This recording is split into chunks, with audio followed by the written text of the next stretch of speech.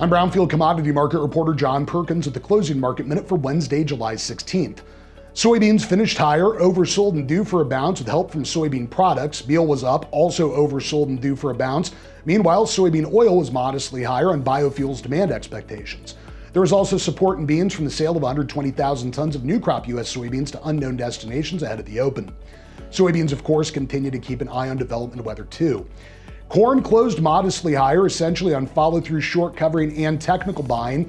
Corn at this stage also keeping an eye on those development conditions. And again, while things do look good over the near term, there are some longer term uncertainties once we get the critical development months in August and September for both beans and corn. That's going to continue to bear watching here over the near term. Weekly ethanol numbers on corn were mixed.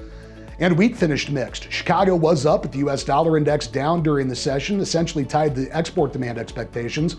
Meanwhile, Kansas City was weak watching the winter wheat harvest activity, and Minneapolis is down on chances for rainfall in some spring wheat growing areas here in the States and Canada.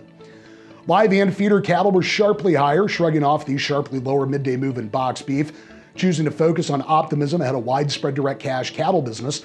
Direct cattle markets remained fairly quiet, but packer inquiry has started to improve at least a little bit on the live basis.